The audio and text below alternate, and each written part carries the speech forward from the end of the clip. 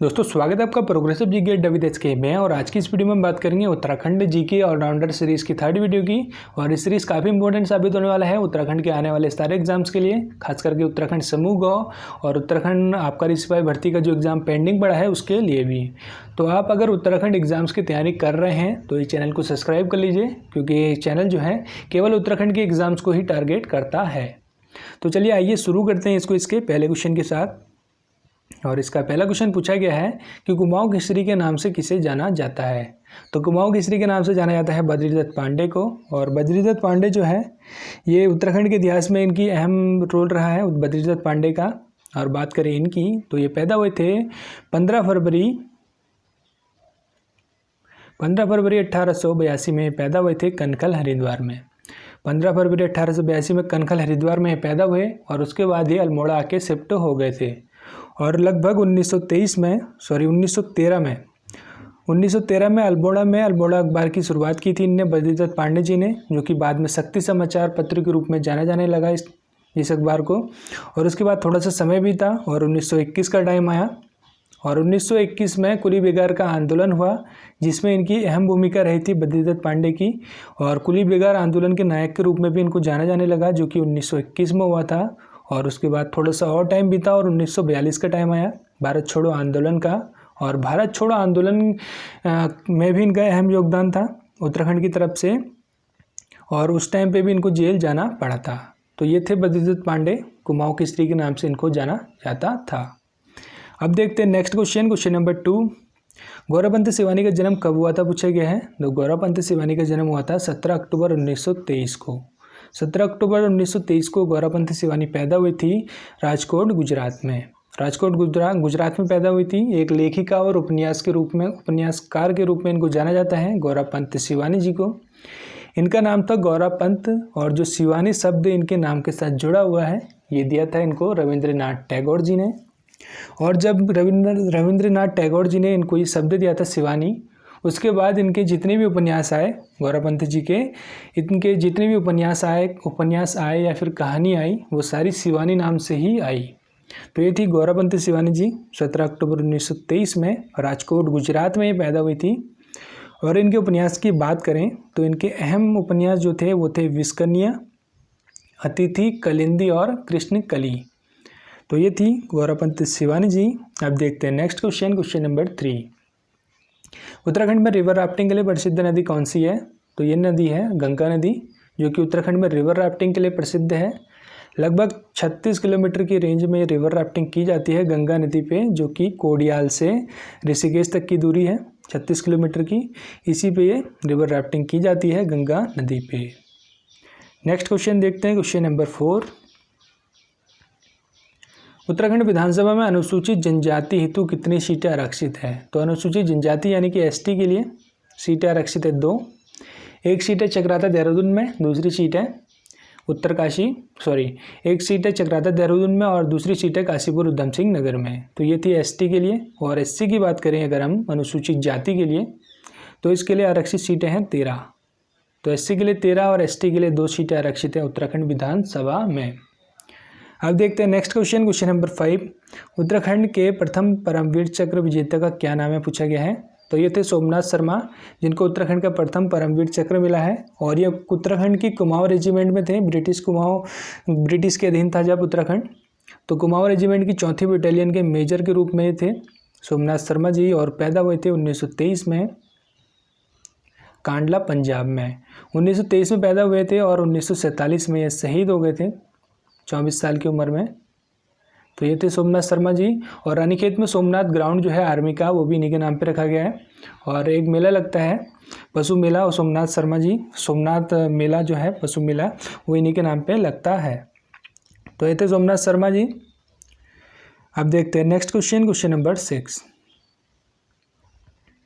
शिव प्रसाद डबराल को जाना जाता है। तो शिव प्रसाद डबराल जो हैं इतिहासकार थे, और इतिहासकार के रूप में ही इनको जाना जाता है।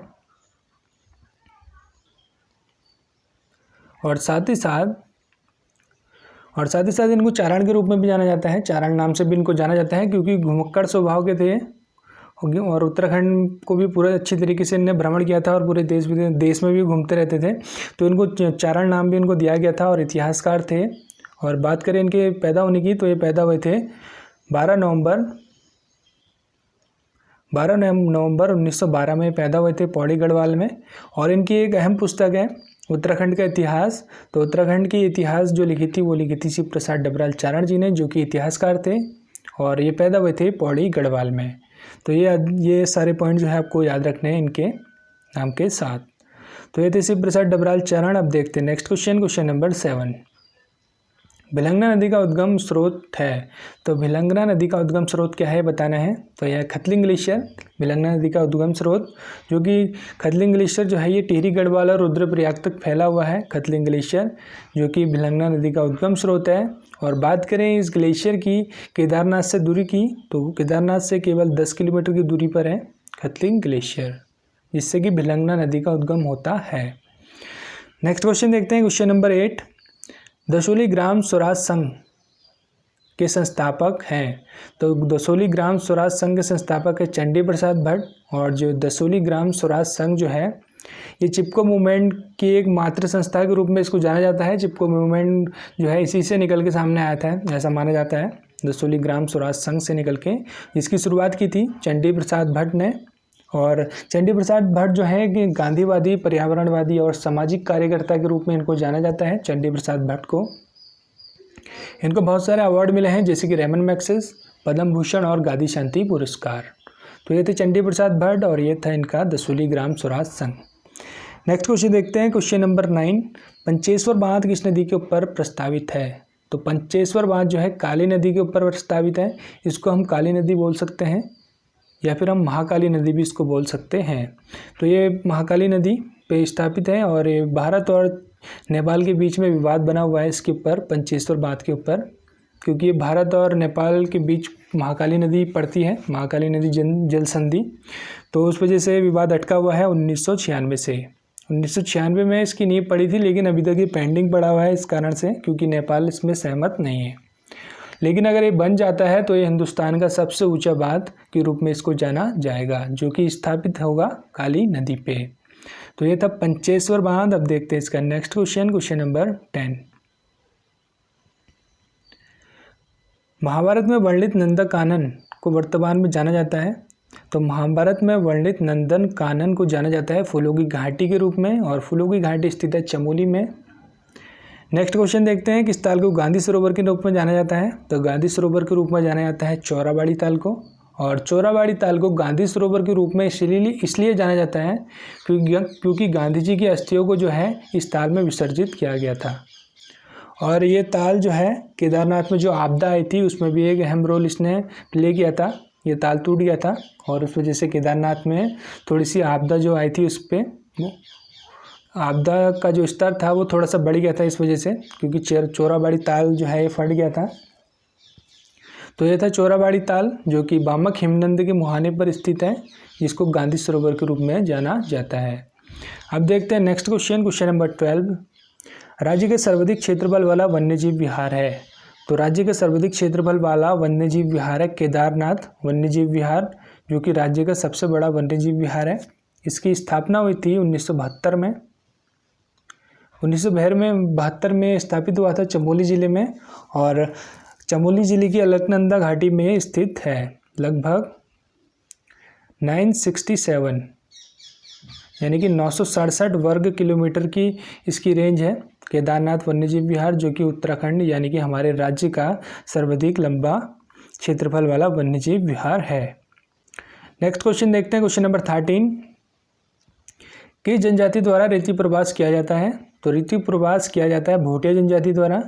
और भोटिया जनजाति जो है ये तिब्बत और उत्तराखंड के सीमांत इलाकों की जनजाति है। ये मूलतः यहाँ निवास करती है। और उत्तराखंड की बात करें मेनली भोटिया जनजाति से रिलेटेड फैक्ट की, तो उत्तराखंड में पिथौरागढ़, बागेश्वर और चमोली और साथ ही साथ उत्तरकाशी में भी भोटिया जनजाति के लोग पाए जाते हैं।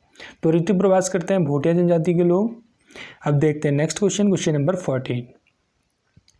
मुगल राजकुमार सुलेमान सिकोह ने कहाँ शरण ली थी। तो मुगल राजकुमार सुलेमान सिकोह ने शरण ली थी गढ़वाल में, और गढ़वाल के राजा पृथ्वी शाह ने इनको शरण दी थी सुलेमान सिकोह को।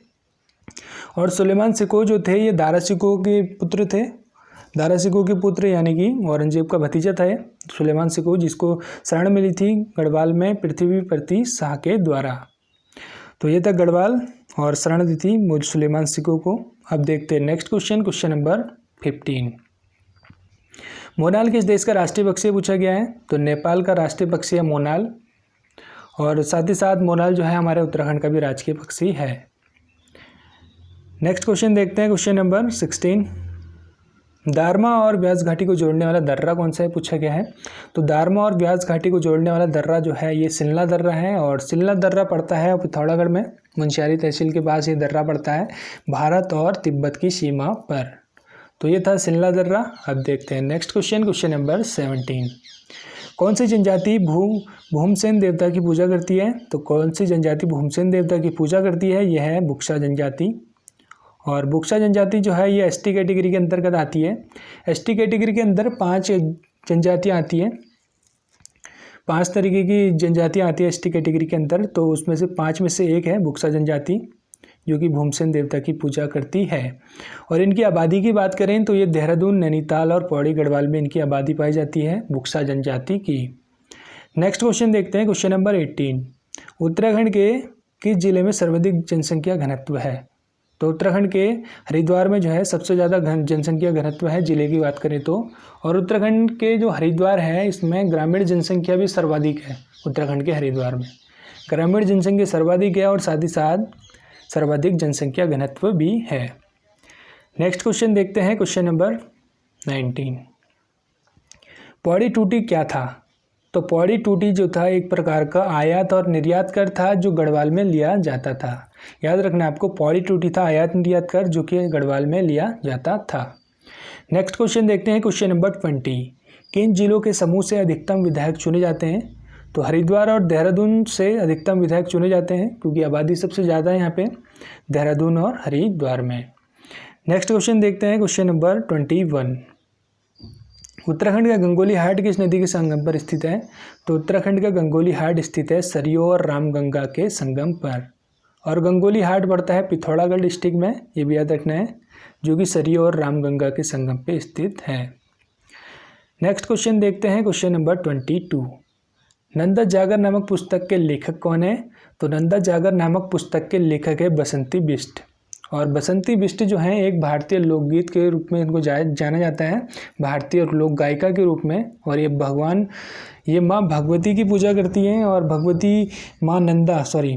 माँ भगवती नंदा के जागर की ये गायन करती हैं बसंती बिष्ट जी, और नंदा की जाकर भी इन्होंने लिखी है।